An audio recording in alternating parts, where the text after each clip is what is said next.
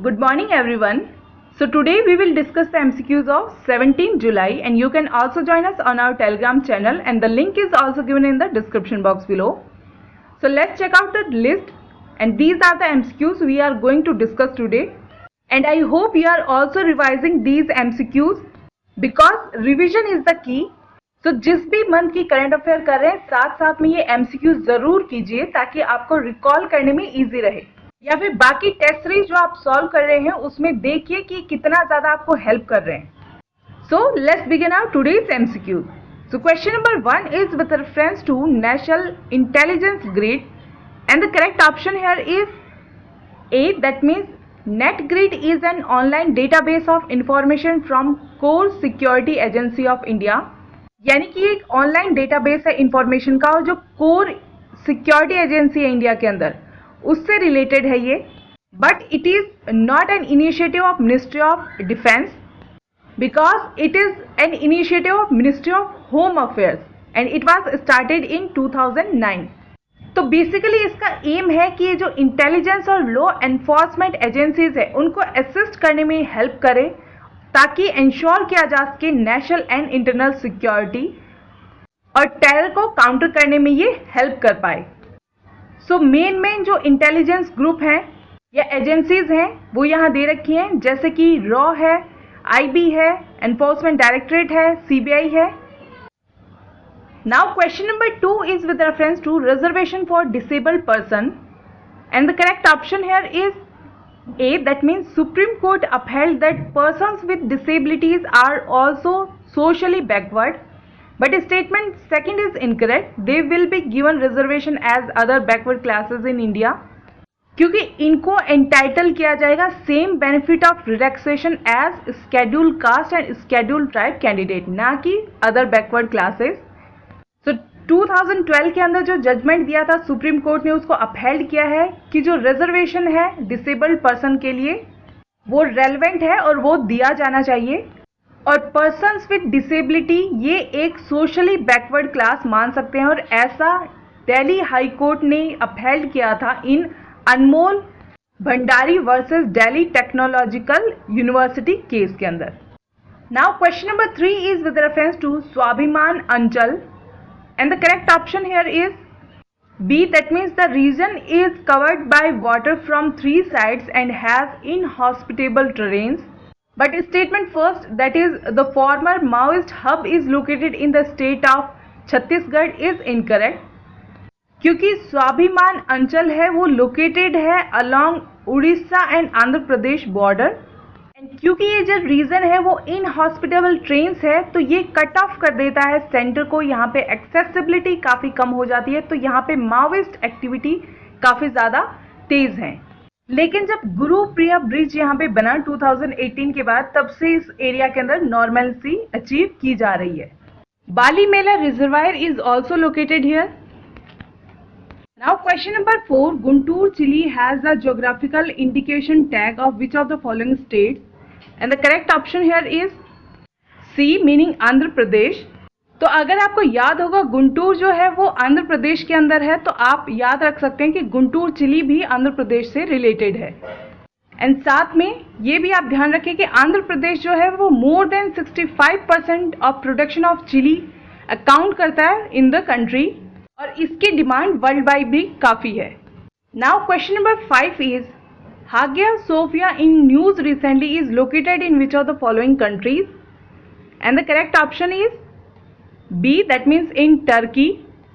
सो Hagia Sophia जो है वो 1500 ईयर ओल्ड एक स्ट्रक्चर है टर्की के अंदर जिसको यूनेस्को वर्ल्ड हेरिटेज साइट का टैग भी दिया गया है और ये ओरिजिनली एक कैथेड्रल था, उसके बाद में इसको मॉस्क के अंदर कन्वर्ट कर दिया गया. देन अगेन इन 1930s के अंदर मुस्तफ़ा जो थे उन्होंने इसको शट डाउन कर दिया मॉस्क और उसकी जगह पे इसको म्यूजियम बना दिया क्योंकि वो चाहते थे कि कंट्री को एक सेक्युलर कंट्री बनाया जाए.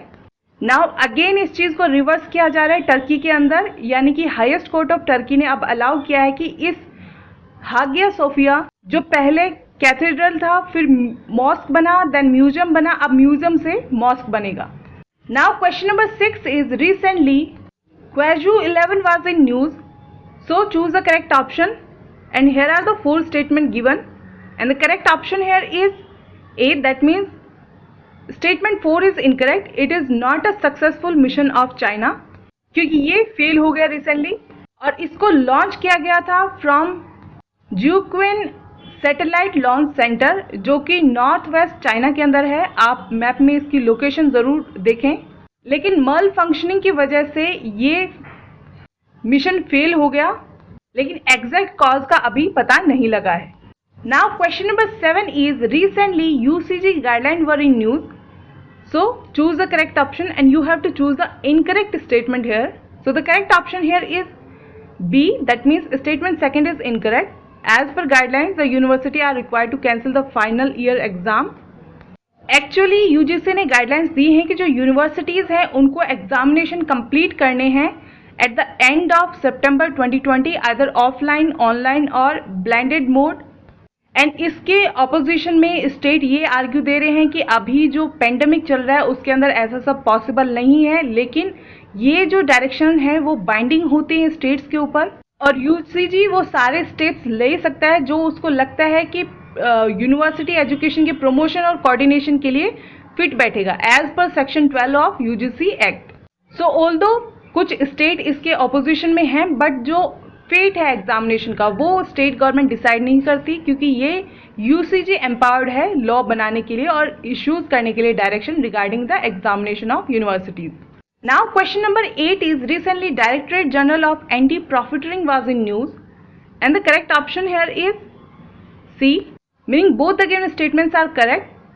तो इसका मिशन ये है कि एंटी प्रॉफिटरिंग इन्वेस्टिगेशन कंप्लीट करे इन अ टाइम बाउंड मैनर, और ये जो प्रॉपर ऑफिसर है वो एम्पावर्ड किया गया है under central GST act 2017।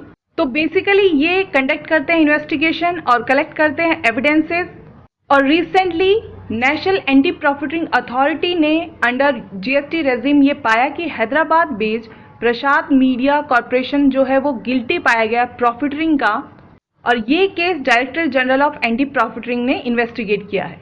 Now यहाँ आपके लिए क्वेश्चन ये है, आपको बताना है national anti profiteering authority statutory है, कॉन्स्टिट्यूशनल है या इनमें से कुछ नहीं है, और ये कब स्टैब्लिश की गई थी। Now question number 9 is which of the following is are included under UNESCO's intangible cultural heritage list, and the correct option here is D, meaning tradition of Vedic chanting, Ramlila and Raman all are included. So additional information में ये list दी गई है जहाँ पे intangible cultural heritage यहाँ पे list की गई हैं, like कालबेलिया, मुडियट्टू, योगा, नौरोज एटसेट्रा। तो ये सब आपको याद करने हैं, और नेम्स के साथ साथ कुछ डिटेल्स इनकी आपको जरूर पता होने चाहिए, जैसे कि संकीर्तना से रिलेटेड क्वेश्चन पूछा गया था तो उससे रिलेटेड थोड़ी आपको डिटेल्स भी देखने हैं।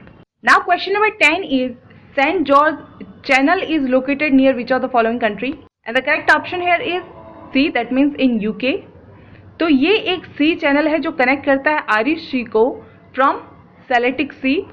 So that's all in our today's MCQs. Hope you guys are liking the lecture, and if you want to contact us, these are the details, and please subscribe our channel and press the bell icon to get the latest update of the videos. Also like, comment and share the video, and if you want information regarding UPPSC examination and its test series, you can also contact us.